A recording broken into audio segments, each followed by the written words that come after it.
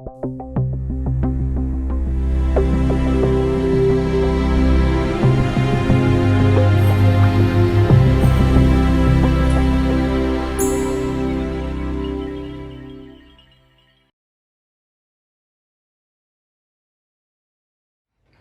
estamos en la lección 7, la segunda parte. Todavía estamos examinando y comparando el sistema teológico de los dispensacionalistas con los teólogos del pacto. Muy bien, vamos a orar.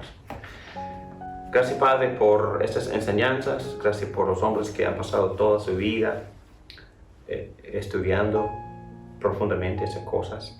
Gracias por los libros que han escrito. Y gracias por estos momentos que tenemos para reflejar en esos distintos sistemas. Danos discernimiento, pero sobre todo que nos des amor, que nos llenes con amor para que nos respetemos en el cuerpo de Cristo. Gracias, Padre, por este privilegio y estas oportunidades que nos das para crecer en tu palabra. En el nombre de Cristo te lo pedimos dando las gracias. Amén. Amén. Muy bien, vamos a seguir. Empezamos un estudio sobre una comparación entre los teólogos del pacto y los que creen en lo que se llama dispensacionalismo. Bueno, tenemos muchos amigos nosotros y pastores que respetamos muchísimo, que tienen estas posiciones que estamos evaluando en este momento. Entonces, que Dios nos ayude a hacerlo con respeto y con amor. Muy bien. El profesor del cual estamos aprendiendo mucho en este curso se llama el Dr. Ligon Duncan, que escribió su tesis sobre estos temas. Él profundizó en un estudio de los primeros padres de la iglesia y él nos ayudó a delinear este contraste de 30 puntos entre los dispensacionalistas y los teólogos del pacto. Muy bien, número 1. Los dispensacionalistas podrían ser arminianos o calvinistas, modificados. Son 5 puntos de calvinismo, pero normalmente ellos aceptan 4 y el punto que no aceptan es la expiación particular. Número 2. Los dispensacionalistas enfatizan una hermenéutica literal y en especial cuando se aplica al Israel, ellos insisten en una hermenéutica literal. En especial dicen que las profecías del Antiguo Testamento acerca de Israel deben ser aplicadas literalmente al Israel étnico y nacional y no a la iglesia. En cambio, los teólogos del pacto dicen: claro que interpretamos la Biblia literalmente en el sentido de que tomamos en cuenta el intento del autor, tomamos en cuenta el contexto histórico, interpretamos la Biblia según el género o clase de literatura que estamos estudiando. Ya hemos visto eso, ¿verdad? Si es un poema o si es una profecía con tipos o con sombras, con símbolos, entonces hay que tomar en cuenta el simbolismo aún dentro de la misma profecía. No vamos a alegorizar la Biblia, pero los teólogos del pacto ven en el Antiguo Testamento ciertos pasajes acerca de Israel, de los cuales los profetas dicen que van a ser cumplidos en la iglesia. Por ejemplo, Amos. Vamos a tomar este ejemplo y este ejemplo nos va a guiar durante el resto de esta clase. Susana, ¿me hace el favor de leer Amos, por favor? Restauración de Israel. En aquel día levantaré la choza caída de David. Repararé sus grietas, restauraré sus ruinas y la reconstruiré tal como era en días pasados, para que ellos posean el remanente de Edom y todas las naciones que llevan mi nombre, afirma el Señor, que hará estas cosas. Vienen días, afirma el Señor, en los cuales el que ara alcanzará al segador y el que pisa las uvas al sembrador. Los montes destilarán vino dulce, el cual correrá por todas las colinas. Restauraré a mi pueblo Israel. Ellos reconstruirán las ciudades arruinadas y vivirán en ellas. Plantarán viñedos y beberán su vino. Cultivarán huertos y comerán sus frutos. Plantaré a Israel en su propia tierra, para que nunca más sea arrancado de la tierra que yo le di, dice el Señor tu Dios. Un texto muy importante, el teólogo Scofield, dispensacionalista, dice que este pasaje es el más importante de la Biblia entera acerca del dispensacionalismo. Él dice que esta profecía claramente predice la reconstrucción del templo y el restablecimiento del reino y trono de David en Jerusalén, así como eran en los días del pacto con David. Scofield dice que todo este pasaje tiene que ser interpretado literalmente. Solo se cumplirá con David reinando, el templo reconstruido y la gente restaurada en la tierra, según él. Pero voy a seguir con la posición de los teólogos del pacto. Este pasaje sí está citado en el Nuevo Testamento y sería muy interesante ver cómo se trata. Aida, me haría favor de leer de Hechos 15, 13 a 18. Hechos 15, 13. Cuando terminaron, Jacobo tomó la palabra y dijo: Hermanos, escúchenme. Simón nos ha expuesto cómo Dios desde el principio tuvo a bien escoger de entre los gentiles un pueblo para honra de su nombre. Con esto concuerdan las palabras de los profetas, tal como está escrito. Después de esto volveré y reedificaré la choza caída de David. Reedificaré sus ruinas y las restauraré, para que busque al Señor el resto de la humanidad, todas las naciones que llevan mi nombre. Así dice el Señor que hacen estas cosas, conocidas desde tiempos antiguos. Muy bien, entonces ustedes saben de qué se trata, ¿dónde se encuentra Hechos 15? ¿Qué está pasando en Hechos 15? Los apóstoles y líderes de la iglesia están reunidos para discutir qué, lo que había pasado en Antioquía. Están discutiendo cuáles serán los requisitos para imponer en los gentiles, los que están entrando en la iglesia. Vamos a ver, la discusión se trataba de la inclusión de los gentiles en la iglesia. En la asamblea en Jerusalén discuten el tema acerca de si los gentiles tienen que obedecer la ley ceremonial o no. Antes que Santiago diera sus conclusiones, Pedro ya había dado un reporte de cómo los gentiles habían respondido a su predicación del Evangelio. Pedro dio testimonio de cómo Dios lo había usado para ganar a los gentiles a confiar en Cristo. Para apoyar la autenticidad de la experiencia de Pedro, Santiago cita la profecía de Amos. El punto principal de Santiago es que la profecía de Amos es cumplida no por David reinando en Jerusalén, ni por la reconstrucción del templo, ni por la gente regresando a la tierra para plantar viñedos, sino por la inclusión de los gentiles en la iglesia. Con esto concuerdan las palabras de los profetas en el versículo 13. Esta interpretación de Santiago no concuerda con lo que los dispensacionalistas llamarían el cumplimiento literal, pero sí es lo que el Nuevo Testamento considera un cumplimiento de la profecía de Amos 9. O sea que, perdón, la profecía en Amos 9 está hablando de la inclusión de los gentiles. ¿De los gentiles? ¿Según quién? Según Santiago. Según Pero Santiago. ¿en qué versículo se puede ver esa inclusión? Versículo 12. Toda la asamblea guardó silencio para escuchar a Bernabé y a Pablo, que les contaron las señales y prodigios que Dios había hecho por medio de ellos entre los gentiles.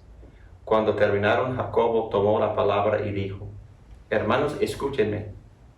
Simón nos ha expuesto como Dios desde el principio tuvo a bien escoger de entre los gentiles un pueblo para honra de su nombre. ¿Eso dónde está? En el 13. En 13 y 14.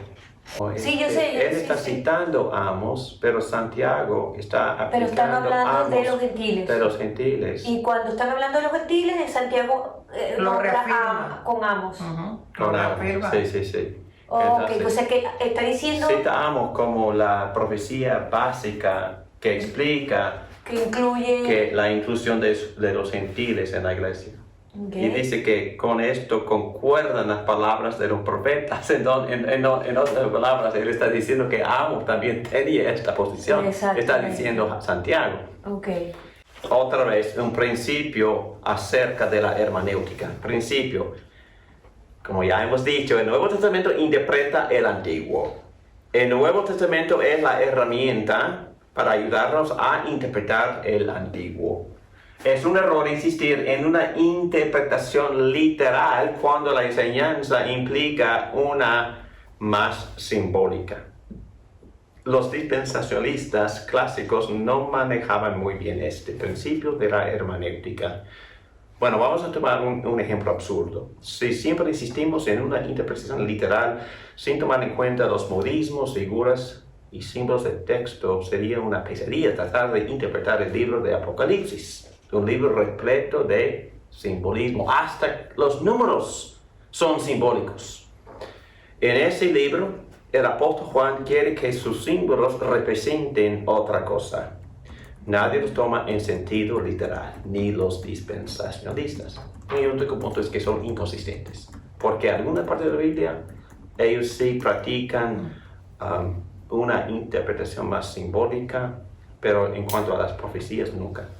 La pregunta correcta es ¿en qué se basa el simbolismo? Bueno, sería sabio asumir que Juan, un hombre muy bíblico, usa el tipo de simbolismo que usan otros escritores de la Biblia. Por eso sería muy apropiado estudiar el simbolismo de Isaías, Daniel, Ezequiel y luego interpretar el simbolismo en Apocalipsis de una manera parecida. En otras palabras, Juan obviamente o probablemente usaba un simbolismo así como el tipo que usaba Daniel, Ezequiel, etcétera, etcétera. Los dispensacionalistas progresivos practican este tipo de simbolismo, pero los dispensacionalistas clásicos, Scofield y otros, no. En parte es porque ellos no quieren ver el cumplimiento espiritual de las profecías que fueron hechas acerca del Israel físico. No quieren ver un cumplimiento espiritual en la iglesia de una profecía hecha para Israel nacional. Bueno, ya hemos dicho eso varias veces. Quieren que todo sea literal, físico.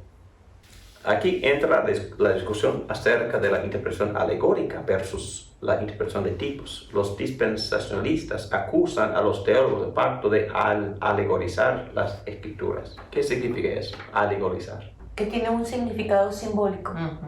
Sí, la diferencia es que cuando la Biblia obviamente está presentando un tipo, hay que interpretar la profecía en términos de ese tipo. Pero sería un error, por ejemplo, tomar una narrativa del Antiguo Testamento y encontrar significado del Evangelio en cada detalle. Eso se llama alegoría. Y ellos nos acusan de ser alegóricos, pero no, estamos tratando de observar la manera o el uso del modismo que está utilizando el profeta, nada más. Y la guía que tenemos es el autor de Hebreos. Porque él nos dice que son tipos y sombras de esas profecías acerca de los sacrificios en el Antiguo Testamento. Todo eso es simbólico, todo es tipo de Cristo, todo es sombra. Y Cristo, él usa esas palabras, Cristo es la realidad. En el Antiguo Testamento la sombra, o la profecía, o el tipo. Entonces hay que interpretar lo que dice el autor de Hebreos. Hay que interpretar las profecías a la luz del Nuevo Testamento. Los teólogos del pacto están de acuerdo que no es apropiado alegorizar las escrituras y dicen que no lo hacen. Pero hay una diferencia entre alegorizar e interpretar basado en tipos. Cuando las mismas escrituras del Nuevo Testamento interpretan al Antiguo Testamento basado en tipos, eso indica que es correcto hacerlo. Y aquí pongo una lista de ejemplos, principalmente en las cartas de Pablo, pero también dos referencias en el libro de Hebreos, donde el Nuevo Testamento interpreta el Antiguo Testamento en términos de tipos y sombras. Hay una gran diferencia entre alegoría y tipología. En Gálatas 4, en algunas versiones de la Biblia, se encuentra la palabra alegoría, pero en el contexto es claro que por la manera en que el término se usa, Pablo no está alegorizando, sino que está usando tipología. y ustedes pueden leer su argumento en Gálatas 4, es un gran ejemplo de la interpretación, de la forma en que el Nuevo Testamento interpreta el Antiguo. 3. Los del dispensacionalismo clásico no creen en lo que se llama la analogía de la fe. ¿Ustedes entienden esa regla de la hermenéutica? Es algo sencillo. La analogía de fe dice que la Biblia tiene un solo autor. ¿Quién es? Cristo. Cristo mismo, por su Espíritu. Y por eso no existe ninguna inconsistencia comparando una parte de la Biblia a otra parte. Porque por la analogía de fe hay que interpretar una sección por otra. Pero también sigue. Sencillamente hablando, la Escritura interpreta la Escritura. El dispensacionalismo clásico rechazaba la idea de que la Escritura interpreta la Escritura, o que el Nuevo Testamento interpreta el Antiguo Testamento, o que las profecías más recientes interpretan las antiguas, o que los pasajes más claros interpretan los pasajes menos claros. Entonces todo esto es, según prácticamente toda la familia cristiana, estos son reglas aceptables para la hermenéutica. Ellos insistían en que el lenguaje de los pasajes demostraba suficientemente bien que el cumplimiento fuera literal. Es decir, que las profecías hechas a Israel étnico y nacional serían cumplidas para el Israel étnico y nacional. E incluso, si el Nuevo Testamento dice que la profecía se cumpliría en la iglesia, eso no es el último cumplimiento del pasaje. ¿Entienden? Entonces vamos a ver otro cumplimiento. Entonces, otro problema del cual leí es que si ellos no saben cómo esta profecía en su mente, esta profecía literal va a ser cumplida en Israel, entonces tienen que esperar nueva revelación. Eso también puede ser problemático. Rechazan el principio de la hermenéutica que se llama la analogía de fe. La idea, el principio de la analogía de fe es que la Biblia tiene un solo autor, por lo tanto tiene una sola interpretación y no varias. Y la manera en que él interprete llega a la interpretación es por comparar el pasaje claro con el pasaje no tan claro, y también por interpretar la escritura antigua a la luz de la escritura más reciente. Entonces, el Nuevo Testamento será el factor controlador en cuanto a la interpretación. Bueno, voy a hacer la misma ilustración. Nosotros entendemos que la Biblia las profecías tienen una sola interpretación. Por eso, volviendo al ejemplo de la simiente, que Dios le había prometido a Abraham, simiente, ¿verdad? Históricamente hablando, ¿cómo cumplió esa promesa Dios? ¿Quién será? Isaac. Pero también tenemos que una línea de simiente seguía, ¿verdad? Y también se convirtió esa simiente en familia y más tarde en nación. Y más tarde vemos en el futuro lo que Pablo dice que la simiente en verdad es singular y se llama Jesucristo. Gálatas 3:16. Ok, entonces, ¿cuántas interpretaciones tienen esa profecía o esa promesa? Nosotros diríamos una. Ok, pero esa una interpretación o esa una tiene varias facetas. Pero no diríamos que tiene varias interpretaciones. No, porque Isaac es parte.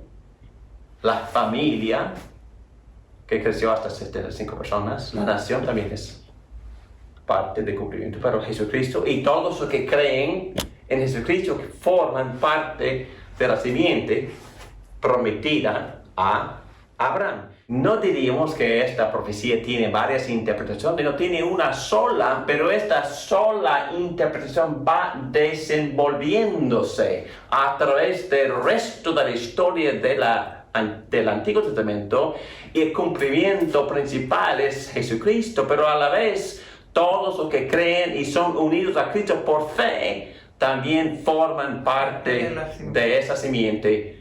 Pero diríamos todavía que es una sola interpretación.